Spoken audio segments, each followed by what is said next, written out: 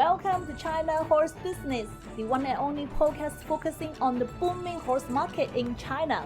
Bringing to you by two experts of Chinese equine industry, Zoe King and Jojo Wang, from Shanghai and Hong Kong, introducing China to the world.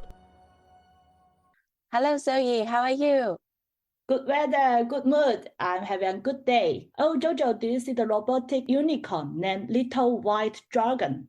Yes, the one innovated by the Chinese electric vehicle maker XPeng Motors, which is listed in New York and Hong Kong. They aim to release the unicorn and hope it will become the first smart vehicle for the children. The smart pony is equipped with power modules, motion control, intelligent navigation, and intelligent emotional interaction capacities. The co-founder and the chief executive of Guangzhou-based XPeng said on Weibo, "Our first goal is to launch a low-speed rideable robotic pony for transport purpose." Although there is no prototype yet, release video and photos show the pony is about the size of 4 to 5-year-old Chinese boy.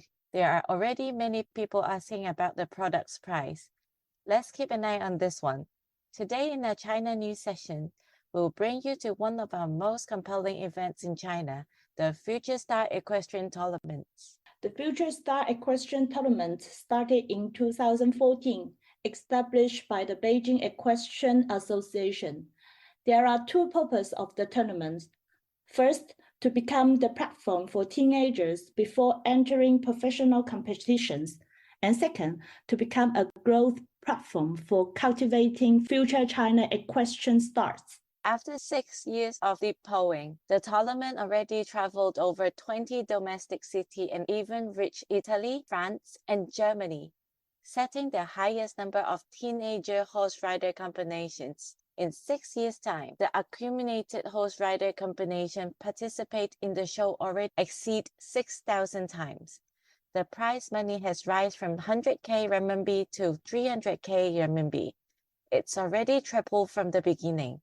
This also indicates the tournament is getting more popular in the community and people are getting more supportive to the events.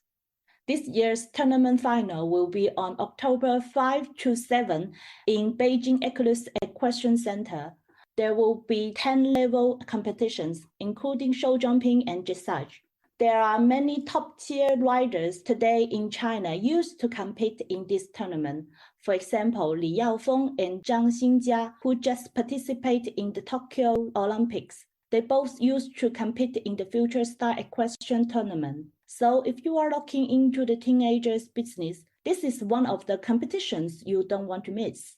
Yes, in today's China Club session, we will introduce you the Hong Kong Beas River Country Club, the most prestigious riding club in China, Hong Kong. Beas River is an Hong Kong Jockey Club member-only facility that offers the most extensive equestrian facility in Hong Kong with excellent instructor in all disciplines.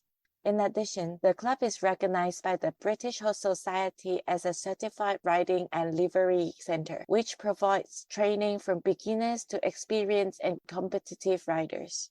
Beas River provides world-class facilities including around 300 stables and 23,303 square feet indoor arenas, 4 outdoor paddocks, which covers a total of 126,593 square feet area, a cross-country course that facilitated the 2008 Beijing Olympics eventing, a farrier workshop, and a world-class vet clinic. On top of equine facilities, members can also enjoy the country club facilities with hotel rooms, swimming pool, tennis court, restaurants, spa, kids corners, etc.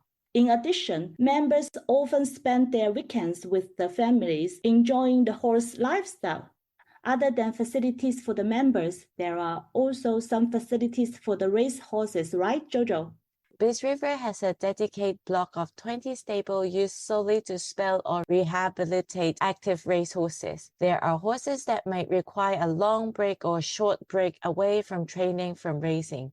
On top of activity for active racehorses, Beas River is also a world leader in providing structured retraining program for retired horses. After the racing career, The horses that are not exported for retirement overseas are carefully assessed by the Hong Kong Jockey Club veterinary team. According to their health and temperament, they will be chosen for the retiring program and moved to Beas River for their rehabilitation. Following the retraining program, the horses will go on to have a valuable second career in equestrian activity. The club has already donated over 1,000 retired horses to China mainland since 1984, and they play a pivotal role in the development of Chinese equestrian and horse care. And today in our China story section, we have invited a Chinese girl riding in UK. She is a rider competing in Grand Prix dressage, and she's pursuing her dream towards 2024 Paris Olympics. In Season 2, Episode 10, our little interviewee Raven Holt told us about her, and today we bring Sarah Roll on air. So hello, Sarah. Hi. So it's nice to have you here today. As everyone knows, being a professional rider is very difficult. So what makes you pursue your journey? I would say it's more my love for the horses, because I didn't think about being a full-time rider. I only started riding and I couldn't stop. And then basically I spent every weekend of school and every holiday in the stables. And then I think it got to a point I decided I'm going to go abroad, develop properly as a rider. And I think that's the turning point. Mm-hmm. And then the point where I actually got onto this road of professional rider was when my mentor Alex Hua Tian questioned me whether is this something you want to do. And after I made my mind up for the dressage, we went to buy a dressage horse that could teach me all the movements, give me a good feeling, get me started on the competition. And that horse was Foxy. So what was your biggest challenge and how did you overcome in this journey? I think my biggest challenge is dealing with the pressure of competition. These two kind of links together, the dealing with pressure and remain focused. If you meet me in real life, I'm quite a laid-back person. So when I first started competing with Foxy, we set our short-term goal to Asia Game. So we had to look at the result, and that was quite a bit challenging, different. So I always get quite nervous, and I would either go too focused, and I end up being tight, freeze up a bit, and my mind just blows up a bit, or I go too relaxed and then end up having gaps between movements where I could have done something but I didn't do something. So that's the biggest thing I have to overcome in my general life, because I'm always kind of switching between the two, and I never do well at balancing them and maintain the balance. After everything I've been through with Foxy and now with my new horses, I am a bit more grown up and I'm much more confident at dealing with it and when things go wrong, all thanks to my coach. Sarah Higg, she is like my manager but also coach. Sarah, what will you do when you are so stressed in the competition? Do you have any tips for our listeners? One of the techniques my psychologist taught me is before the competition, around time when you get nervous, just imagine yourself after the competition and everything's done and everything's gone well. And how would you feel? Right. And also have another option is imagining yourself in the competition, it's already happening. And I find that very helpful because before competition I really get fired up. I'm really nervous. I have to. My mind feels like it's gonna blow. And by imagining myself in the competition, I think it gives me a lot of confidence. What happened in my last international competition was I had a substitute horse because my main horse was pulled a muscle. So with that horse, I'm not 100% prepared. So I'm a bit unsure. And then before the competition, I was plaiting him, preparing him for the show. And I was I was getting more and more nervous. Yeah. And at that point, I imagined myself actually being in the arena of the Asia game. Yeah. Okay, great, good It tips. happens. I think especially when the competition is quite late in the day or in the evening. Yeah. We have a long time waiting. That's the time to be like quite Yeah. careful. How do you find the equestrian atmosphere in China? And do you think it is a little bit different from UK? Yeah, it's definitely different. I learned riding in China, and actually this morning I was watching the national game that was on live screen, the dressage, and I was very happy. There were a few young riders. The whole environment, I think, for the dressage is developing quite quickly. I would say the biggest difference between China and like the competitions in the UK is probably the things around the competition. So the horses, they are getting better, the riders are getting better. Like for big shows in Europe, they would have their team and also all the services for the audience, like shops, different cantering, and there were a lot more individual riders in the Western competitions. In China, most of the riders divided into groups from each club, which is a big thing in China.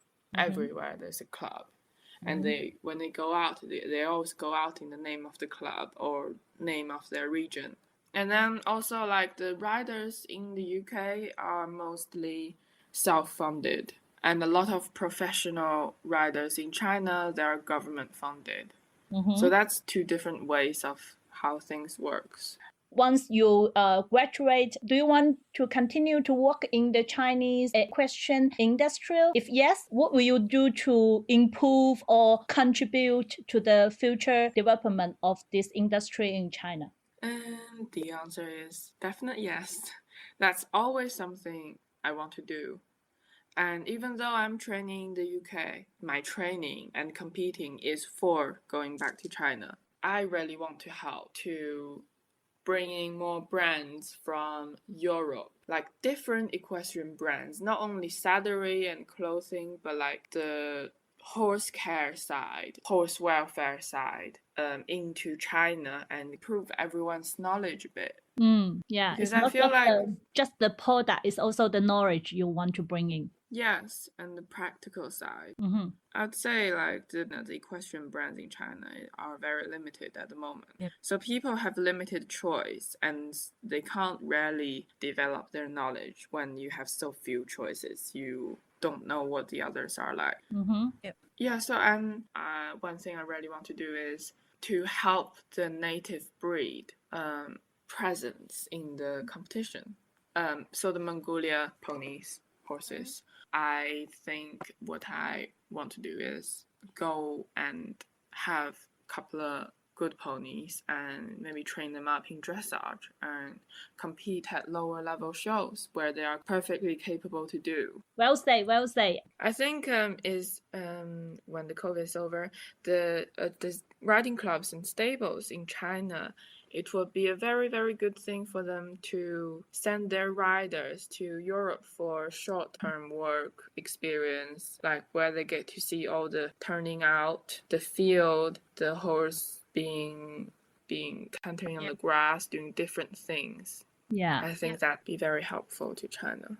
Yeah, before they can do so, I think they can also watch your videos on various social medias in China. You are on Bilibili, you are on WeChat videos. Yeah, I'm on Facebook, Instagram, Weibo, TikTok too, Douyin. Yeah. Wow, people can watch how you practice in UK before they can physically go abroad. Yeah. Cool. Right, there are not many Chinese dressage riders competing in the international ring, especially girls. Yes, and she's now riding with our China Olympian Alex Huatian with the right direction and in good hands. She's already halfway there.